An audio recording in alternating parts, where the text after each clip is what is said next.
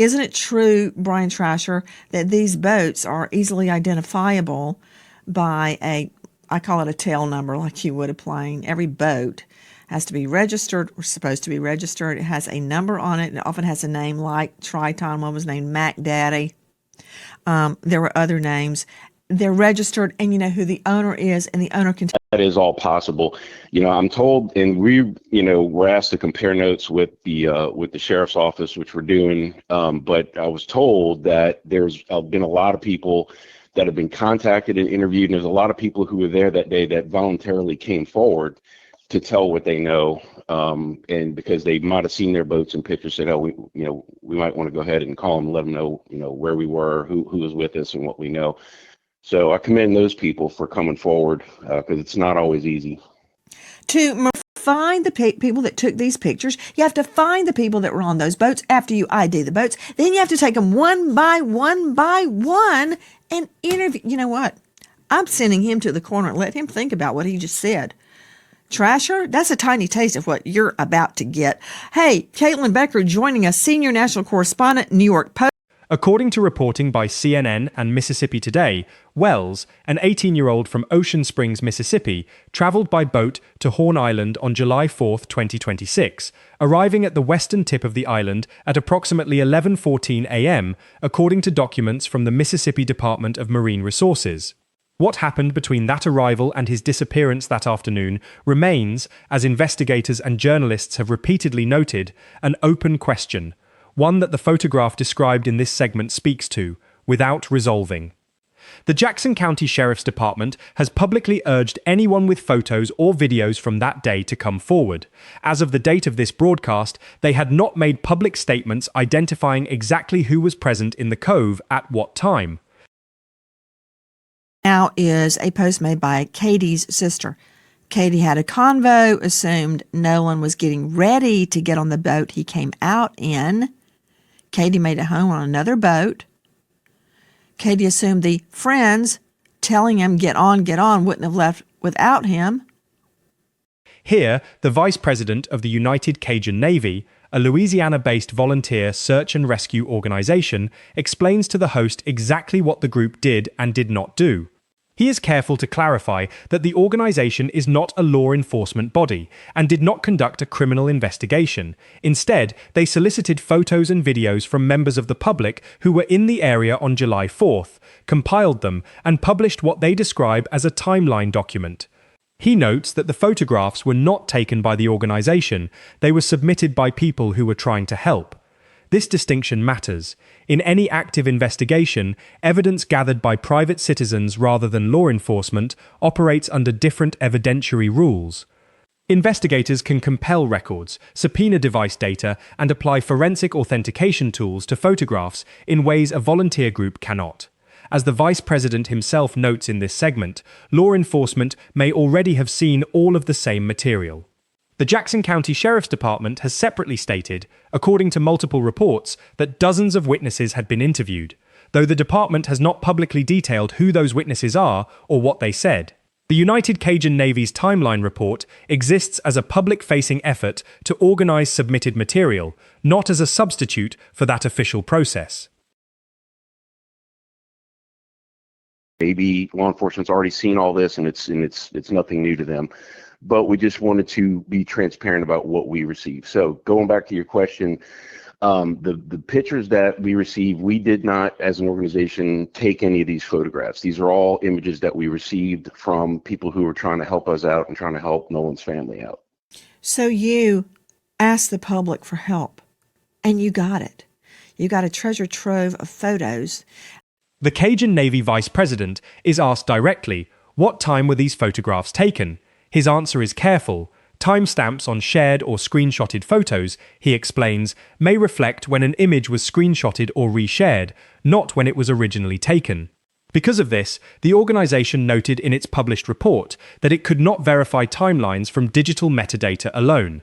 He adds that the group used shadows and sun position in the images to estimate that some were taken in the late afternoon, but emphasizes this is an estimate, not a confirmed time.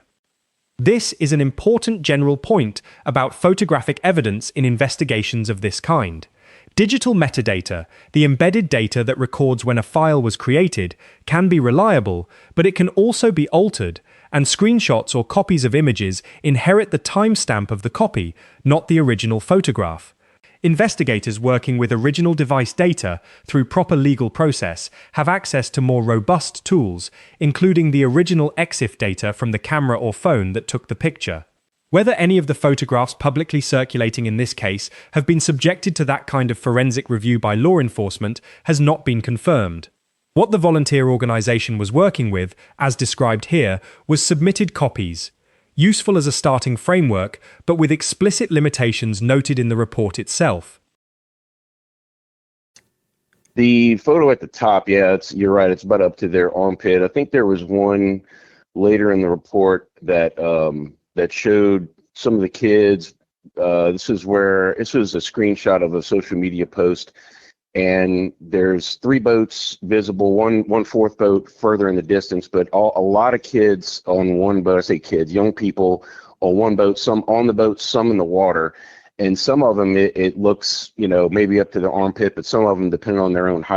The host is speaking to a Crime Stories investigative reporter, pressing on a specific timeline question, a report of a group of people at the scene at 5 p.m., at a point when, according to the friends who had been on the boat with Wells, they had already departed the island. The friends reportedly stated they left at approximately 4:31 p.m., a departure time the host says should be verifiable by GPS data. According to CNN's timeline reporting, the boat on which Wells had arrived, referred to in the broadcast as the Triton, did depart Horn Island that afternoon. Friends aboard that vessel later told investigators that Wells had chosen to stay behind, saying he intended to keep talking with a woman he had met on the island, and that they had urged him to board before they left.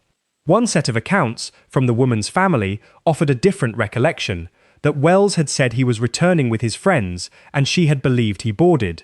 These accounts conflict directly, and that conflict has not been publicly resolved.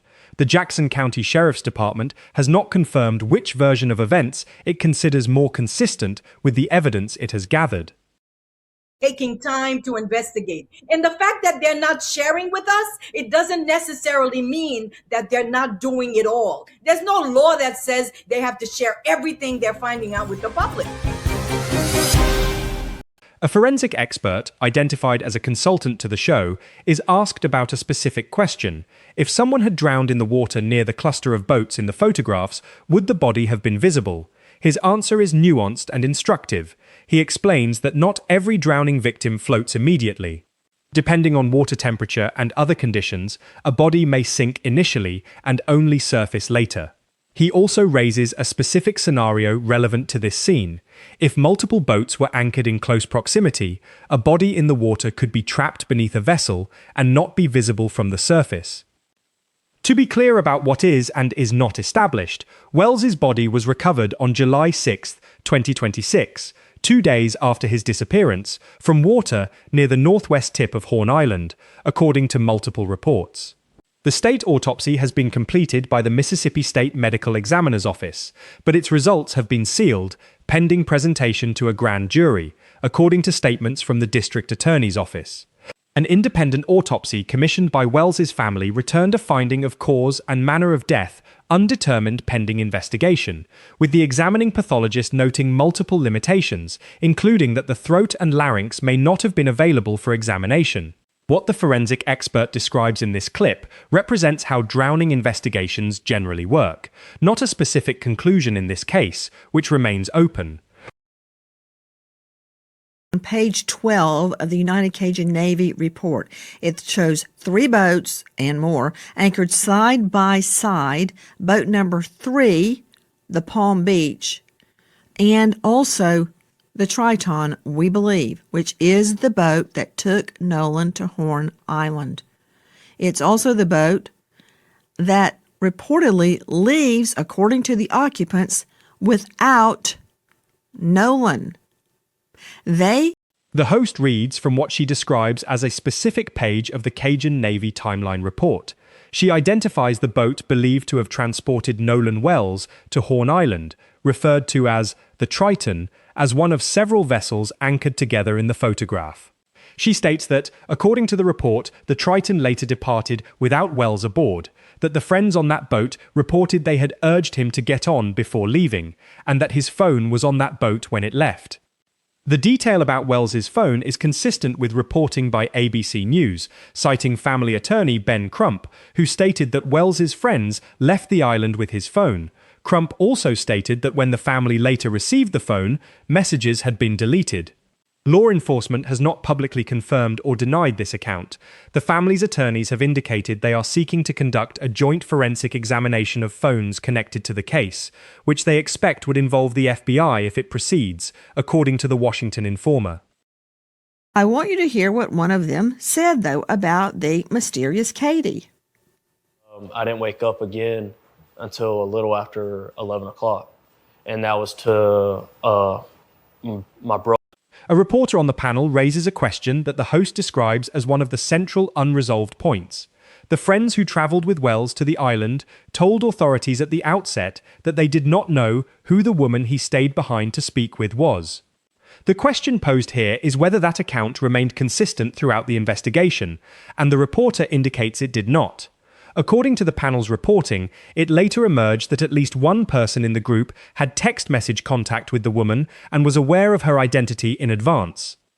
The show refers to this woman by a first name throughout the broadcast. Per responsible coverage standards, she has not been charged with any crime and has not, as far as publicly available reporting reflects, given interviews or voluntarily entered the public conversation in a manner that warrants identifying her here. What the panel describes, conflicting statements between what friends initially said publicly and what subsequent reporting revealed, has been noted in media coverage of the case, including by the New York Post. The Jackson County Sheriff's Department has not publicly addressed what it has confirmed regarding these accounts. Katie was known to at least one person in the group, and that leads you to believe there were certainly more. There were a number of comments publicly made by friends of Nolan that backtracking, claiming they didn't know who Katie was, had never seen her before, and then you find out, yeah, well, not only did they know her, but they were texting around about her. So there's a lot of missing. A Crime Stories investigative reporter raises a detail that reframes one of the basic assumptions about the group. Wells did not ride to Horn Island on the same boat as all of his friends. According to the reporter, the group arrived on several different boats, and there had been an expectation, based on common practice, and stated by people close to Wells, that he would return on the same boat that brought him.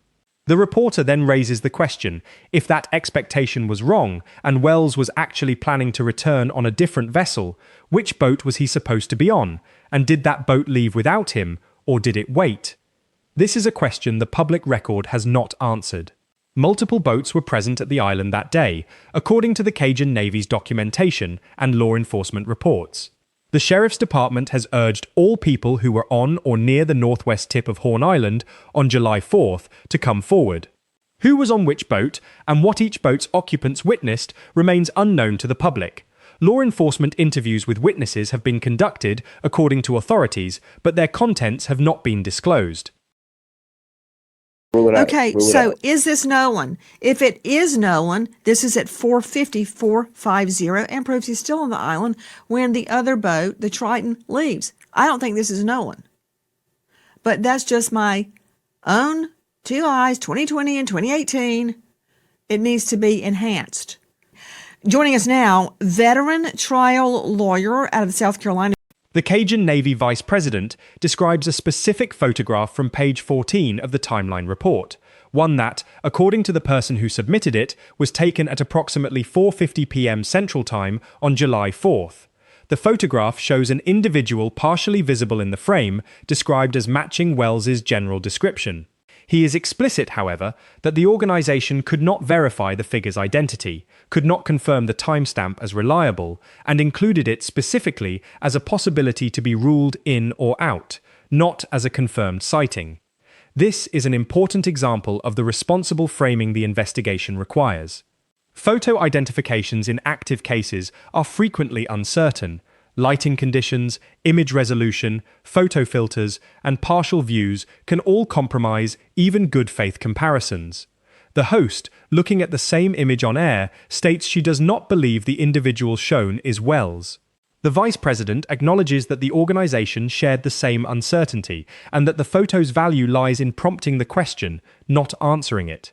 No law enforcement agency has publicly confirmed whether this image has been examined and whether the individual shown has been identified. To enhance this, Brian Trasher, does this guy have facial hair? That's not Nolan. Again, we couldn't verify, but we could tell that it was an African-American male on the beach wearing blue swim trunks. We thought that was enough to say, okay, it's possible, but those are dark blue. Skin tone. Aren't those deep, dark blue? It looks like it, but Nancy, I don't know if this picture's been in. A veteran trial attorney joins the panel and offers a contrasting take on the value of the Cajun Navy timeline. He acknowledges that the report sourced its material, noting who said what, who witnessed what firsthand, and when information came from social media posts rather than direct accounts. But he argues that this sourcing also reveals the fragility of the information. Digital timestamps are unreliable, images may have been filtered or enhanced, and none of the material rises to the level of independently verified evidence. He concludes that, in his view, the report does not move the investigation forward. The host pushes back forcefully, and her point reflects a real tension in cases like this. The question of whether preliminary, imperfect information has investigative value even before it is verified. In criminal cases, leads that begin as uncertain, a partial photograph, an unverified timeline peg, a witness account that later proves inaccurate, sometimes become the thread that once pulled leads to confirmed evidence. The Gabby Petito case, referenced elsewhere in this broadcast, is one example the host cites. An amateur observer recognized a vehicle in a remote area that authorities had not prioritized, which led directly to the recovery of remains. The value of that tip did not depend on the observer having formal investigative authority. And I have to bring my friend out of probation and say that you can't, go according to every single piece of information you get. It has to make sense to warrant the investigators taking time to investigate. And the fact that they're not sharing with us, it doesn't necessarily mean that they're not doing it all. There's no law that says they have to share everything they're finding out with the public. The host explicitly reminds the audience that the individuals who were on the boat with Wells have not been charged with any crime and are presumed innocent.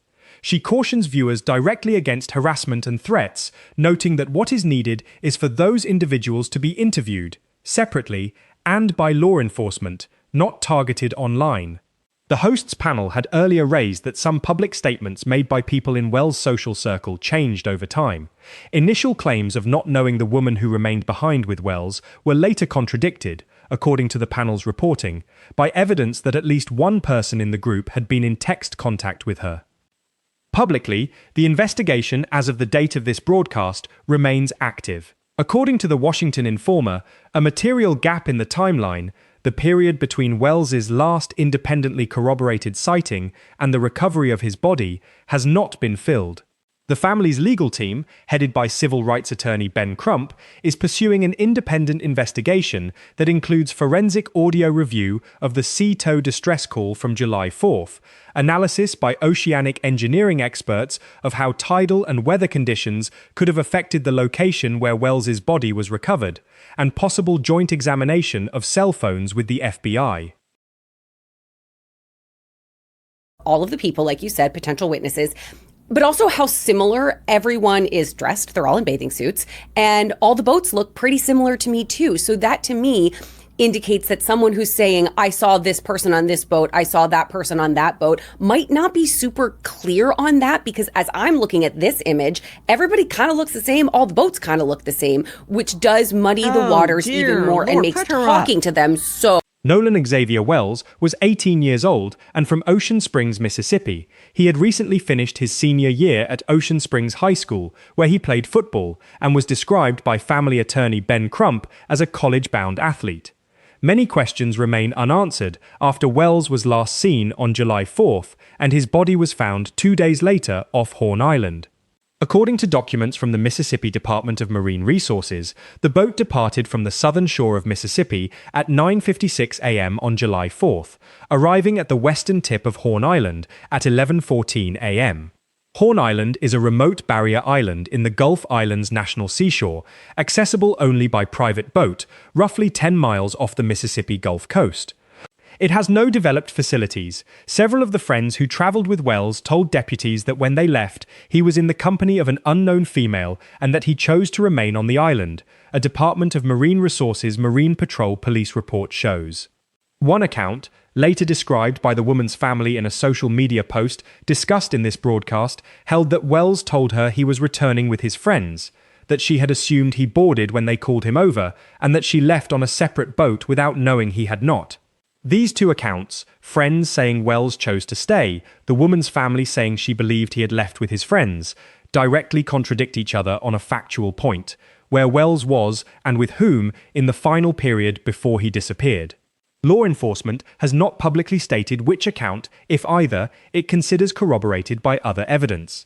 As of the date of this broadcast, and as of the current state of publicly available reporting, the following remain unanswered.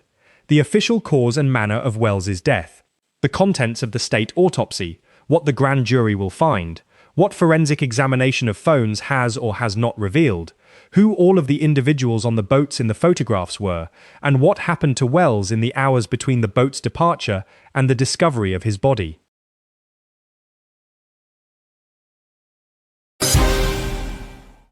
Hi guys, whenever I see a conflict in the evidence, I have a problem. This is all unfolding as we go to air tonight. We wait for that toxicology report. We wait for the autopsy to be revealed. We wait for a witness list to be produced. At this hour, reports a grand jury is convening to amass evidence, much the way the Cajun Navy did.